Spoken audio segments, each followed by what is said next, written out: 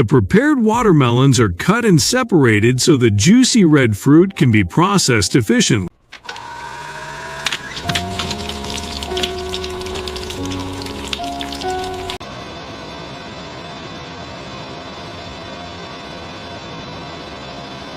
The juice is carefully pasteurized and cooled under controlled conditions to help maintain quality in food.